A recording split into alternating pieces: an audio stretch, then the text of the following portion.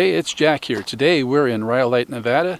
This modern ghost town was developed about over 100 years ago. This ghost town, we're going to walk around and check things out. In 1904, Frank Shorty Harris and Ernest Cross made a discovery that created this boom town. They found quartz in the hills, and amongst the quartz was gold. Soon the town prospered and grew to a population of around 10,000. There were hotels, stores, a bank, and a school. Electricity was brought in, and the town had 2 power plants. This is what's left of the schoolhouse. It used to house 200 students, had a Spanish tile roof, and a bell on top. This is what remains of the Overbury Bank building. The walls have crumbled, but this structure in the middle is the bank vault. We're going to go in and check that out. See the thick concrete construction. We look around to think this is over 100 years old and still in this shape. Steel roof. Looks like it's taken a few shots over the years, but it still stands. The second bank they had in town was the Cook Bank building. This was a 3-story building that cost $90,000 to build. Looking from the ground, we can see the building had a basement, a first floor, second floor, and a third floor. This was a railroad station for Rhyolite, Nevada. This was a stopover between Tonopah, Nevada and Las Vegas, Nevada. The railroad station is now privately owned, and therefore it is fenced off with chain link fence. This is the side of the building where the railroad would have come through. Tracks would have been running right along the line here. This would have been where baggage would have been brought out to the train, where passengers could have come out through the door there. This would have been the ticketing office,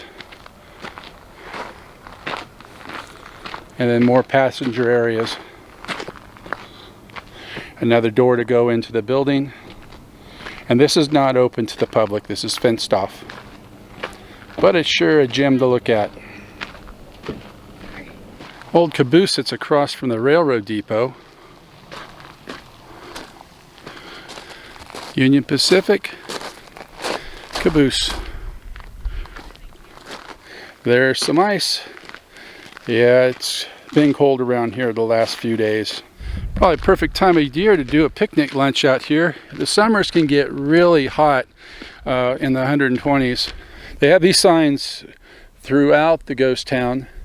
Protect your heritage, please do not disturb this sensitive archaeological area, and also warning to look for rattlesnakes.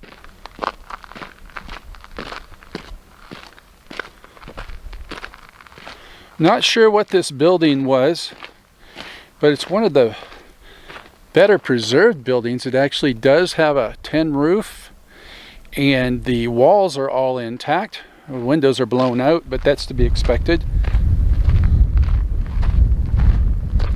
This building's actually outside of town. The main town, the main drag, is over that way. But this whole area was the ghost town, and we can see foundations and rocks and what's left of what was here back 110 years ago. Pipe coming up out of the ground. Watch your step. All throughout this area there's broken glass and cans. Well, this is a remnant of what was once here. A building that had a basement. The only thing left is the stone walls.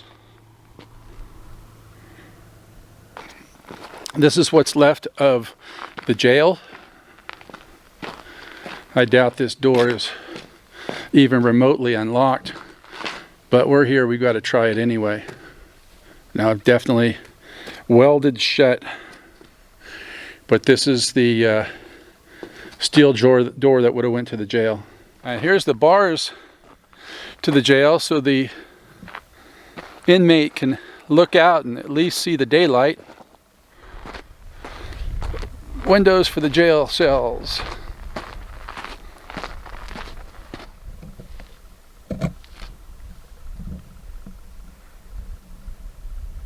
Something I noticed as I was walking around the back, there was actually an area where it looks like they could have had a stove, and that's where the stovepipe would have come out. As I came around the corner from the jail, I found another one of the mines. Right there.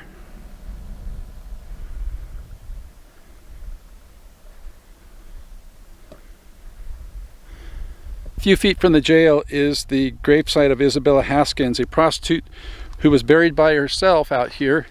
Isabella was not permitted to be buried in the town cemetery because how she earned a living. Now, I've read several stories that say this is just a marker that her body's no longer here. It is now in East Coast somewhere. You can see people come out here and they still pay tribute by putting costume shoes out and beer cans. Looks like there's a bottle of Hornitos right there. This is the Tom Kelly Bottle House. He was a resident here in Rhyolite in its heyday and built this house out of 50,000 wine and liquor bottles and beer bottles, just bottles in general. This house was restored by Paramount Pictures in the 1920s for a film they were doing. This is as close as we can get to the house because they've got it fenced off to preserve it, but we'll walk around it and check it out. You can see where a porch was at one time. Either that or the person had long legs and they could just step up into the house. We have a church. Some other things there.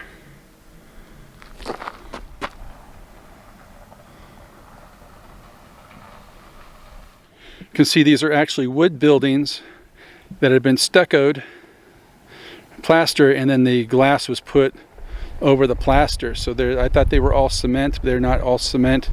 They're actually wood structures with plaster on the outside and then the broken glass to give it that effect that they're made out of glass.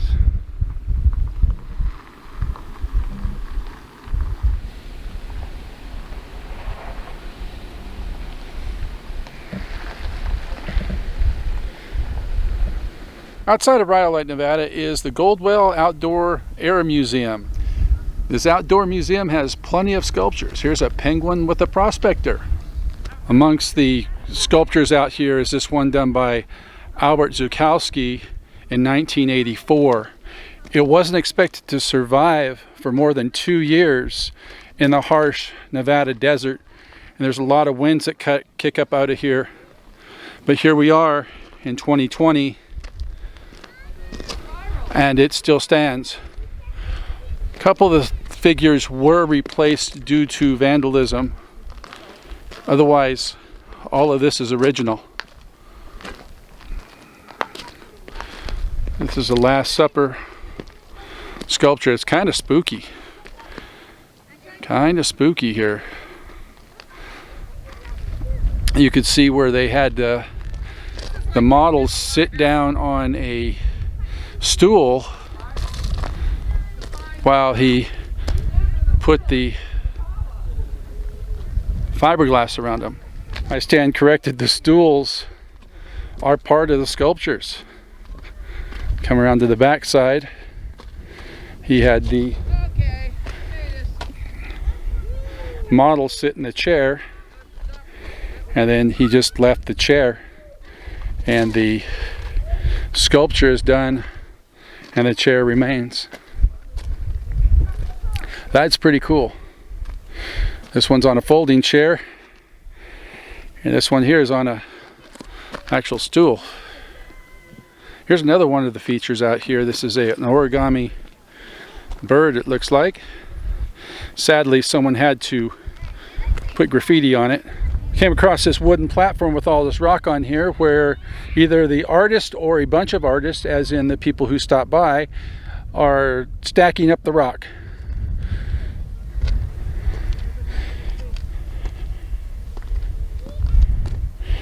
Or in this case, the brick. Here's what everybody needs in their house. A couch made of tile with built-in cup holders. Yeah, we'll just call them cup holders.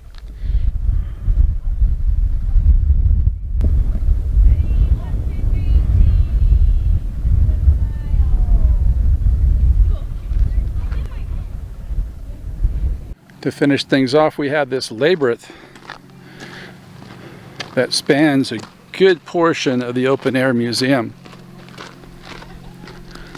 Let's walk it.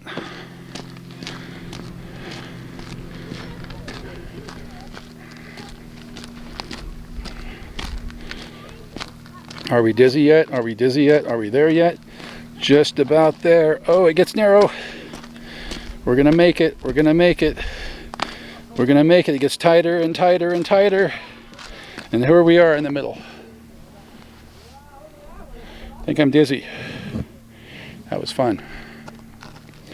And a tribute to the artists in the area that come out here and show their work is this ghost-looking figure with a palette.